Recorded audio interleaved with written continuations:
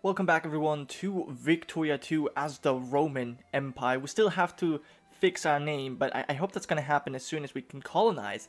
And we finally have the mission to civilize. This was the idea that what was defined as the uncivilized world needed to be civilized, and then its inhabitants were like children who needed to be enlightened by a fair but harsh hand. This was the Jacobite Rebellion. Yes, we will shoulder the responsibility, yes, and we have a huge rebellion. Okay, we'll check that in a second, but let's finish this. This was the ideology that led and justified the colonization and occupation done by the great powers. So we should now be able to start the colonization here.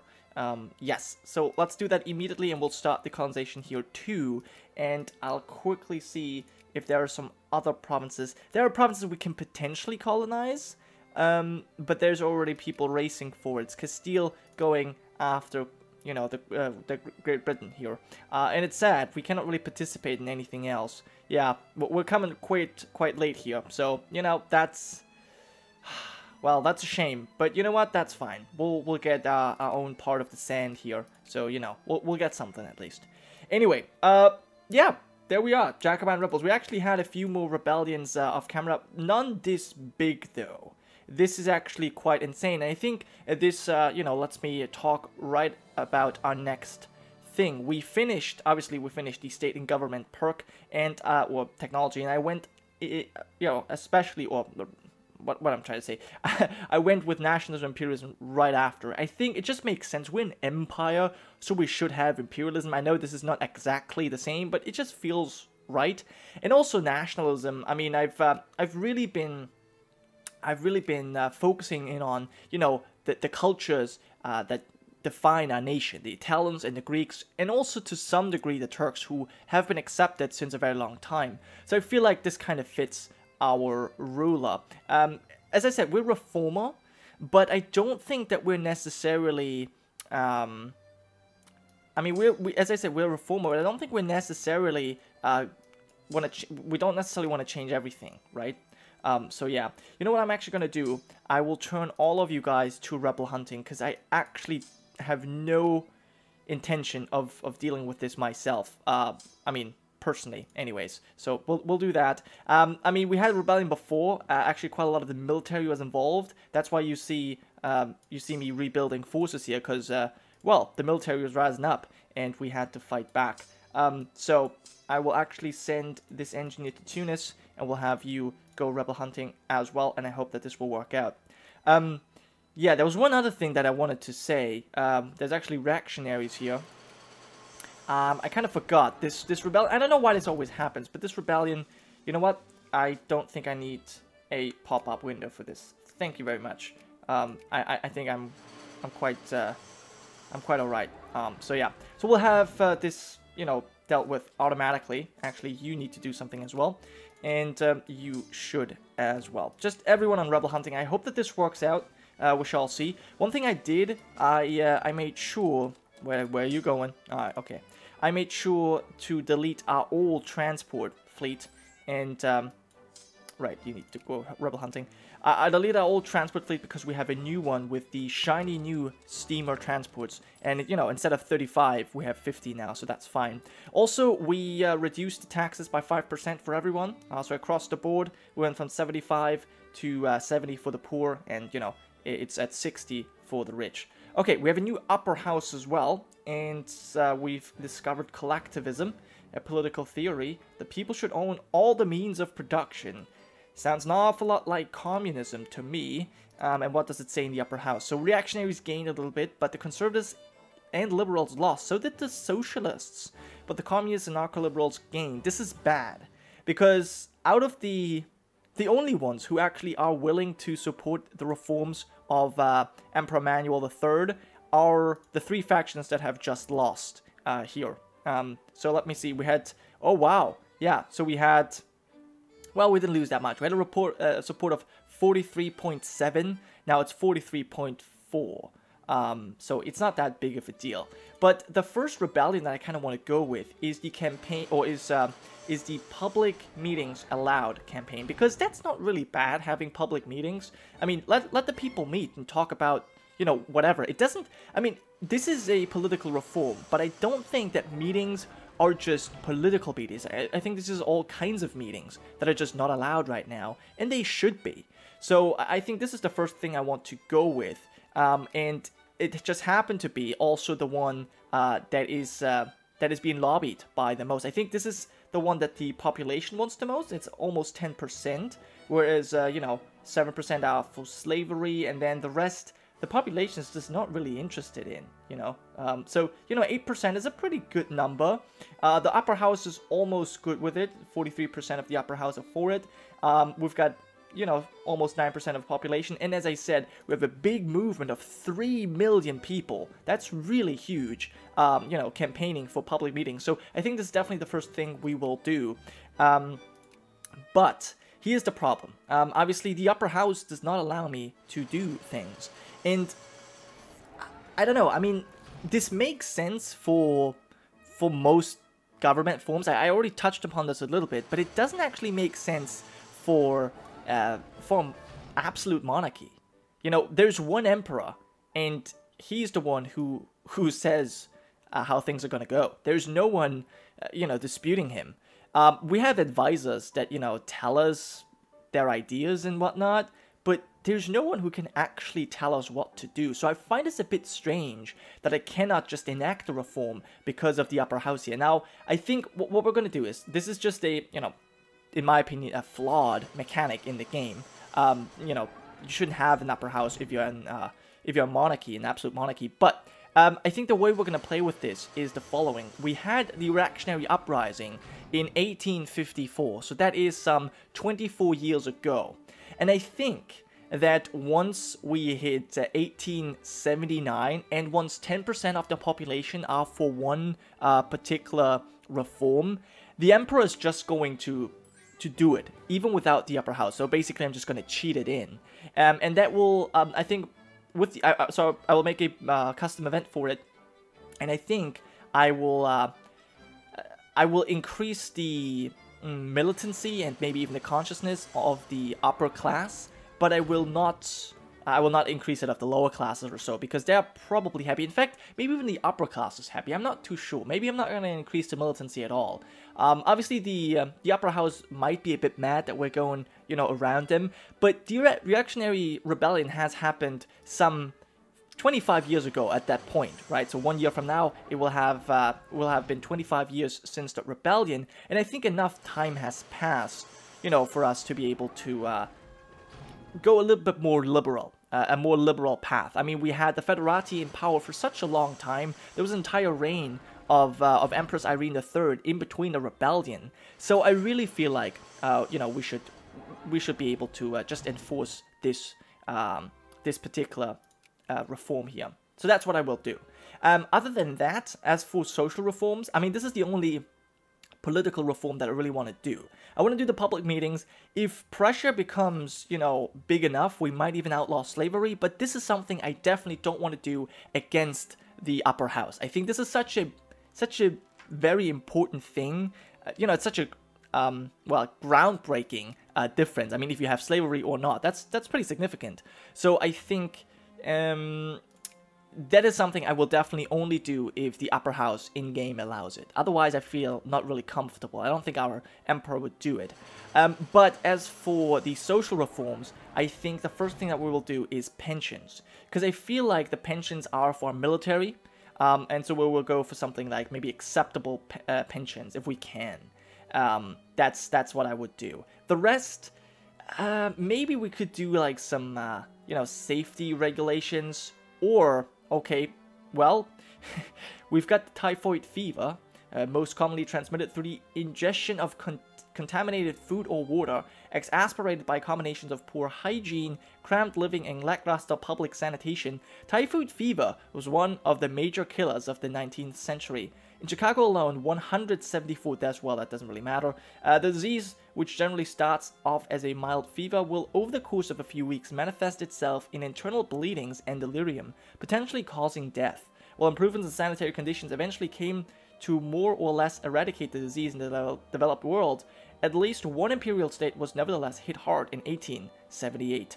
So Istria. The population changes by 10%, or we can quarantine it, and then it's only 4%, but they gain militancy. I think that is what we will do, though. So we'll do that, and we'll quickly pause. We have the heretical order. That's fine. So, yeah, I guess the pensions are going to come first, maybe. Acceptable pensions, something like that. And then we will have, like, have healthcare. I think that's probably the best to start with. I know we had a different event before. I'm not sure if that was housing. I think that was the housing issue.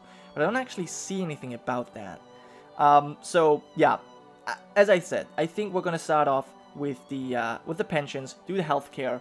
But the first thing is going to be the meetings. And we'll see how that goes. Okay, so have we dealt with the rebels yet? Man. Yes. So there was a war is over. The war of Shun is over. Okay, but we still got a few more wars going on, don't we? The Inca want to acquire a lot more lands from the Cherokee, and they're going to be able to do that. United Kingdom is not really doing too well against the Chu here, which is nice. Liège is capped at 22, fighting their war with France here. And we've got Mutapa declaring war on Swahili, but being beaten back. And Ojibwe also declared war on the Cherokee.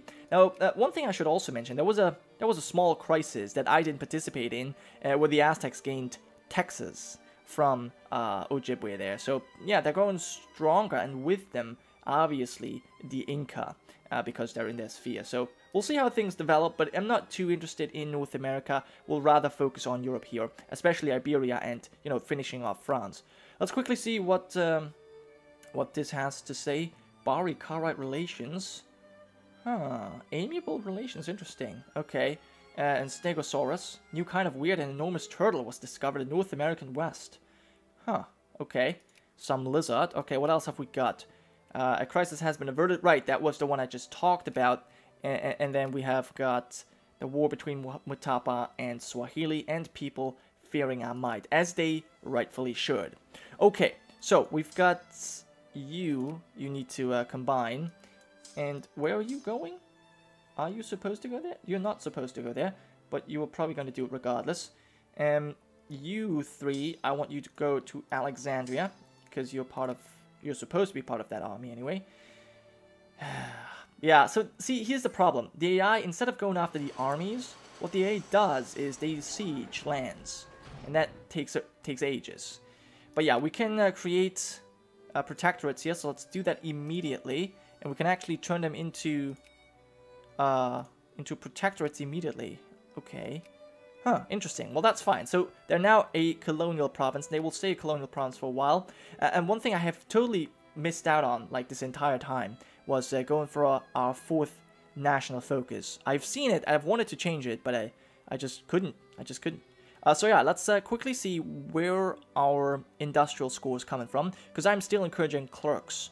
So Toscana and Venetia. Yeah, I do not have bonus or focus here. What if I go for clerks here?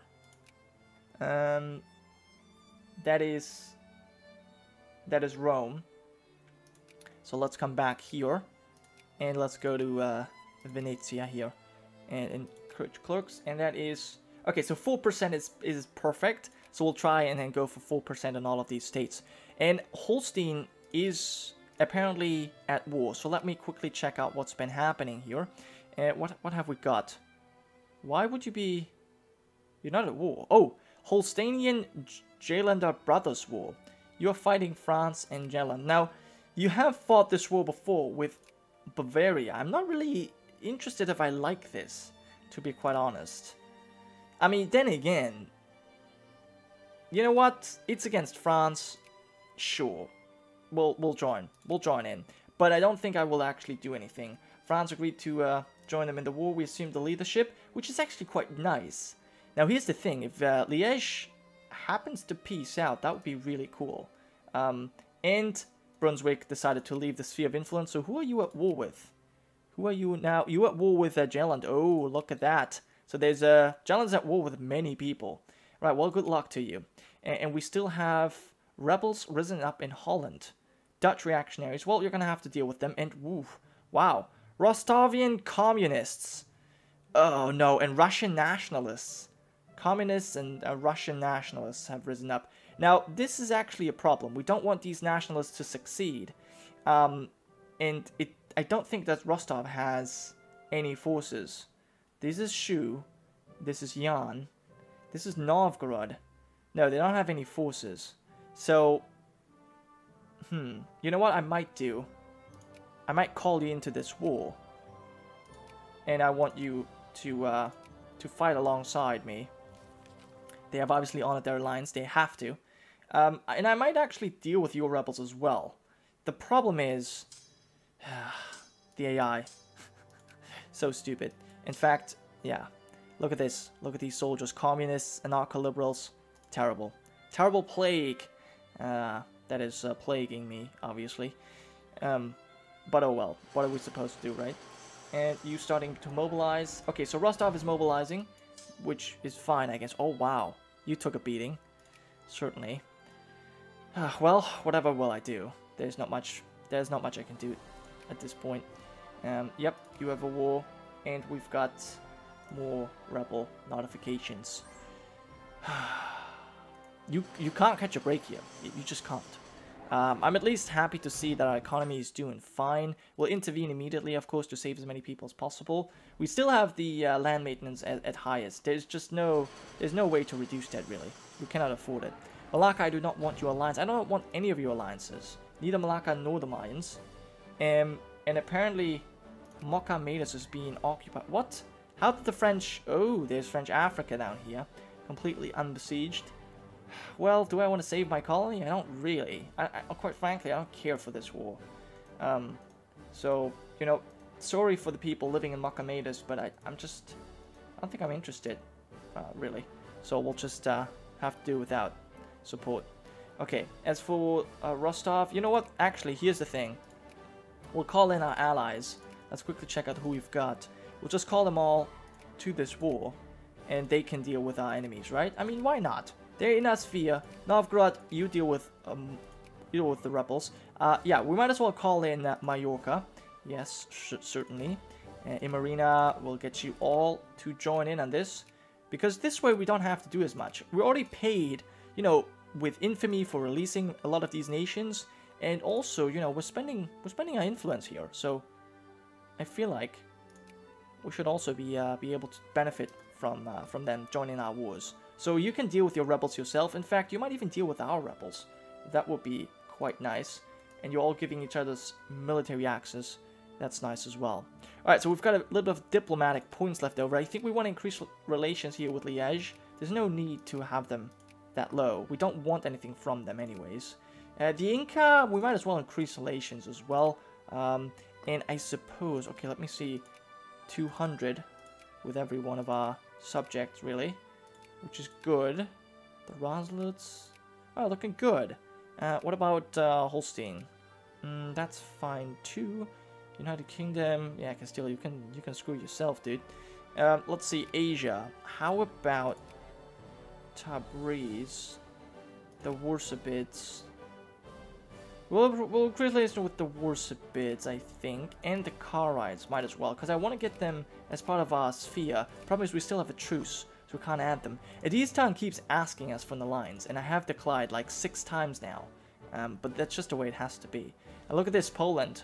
Poland is very strong. I mean, just look at this. Poland's so small. They can field an army of like 50,000 men. Whereas look at Rostov. I mean, they're mobilizing now, but they basically have no army. It's just strange. But you know, oh well. Okay, we got to deal with Holstein here, though. We have to decrease their opinion.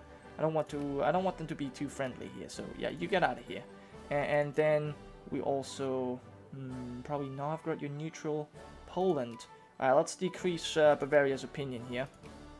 Don't like them being friendly there. Yeah, we gotta be careful. I mean, now our sphere is so big, we really gotta maintain that. It's a little bit of a pain. Okay, and that war happened as well. So yeah, we are at war with France again. So, I mean, France is at war with so many people. Just look at diplomatic mode. Wow. And they have so many cores on lands too. It's insane. But yeah, we'll just take him over basically, and then we'll see how things go. But yeah, for now that is that. As I said, let's actually, you know what, one more thing. Let's quickly check what the movement says.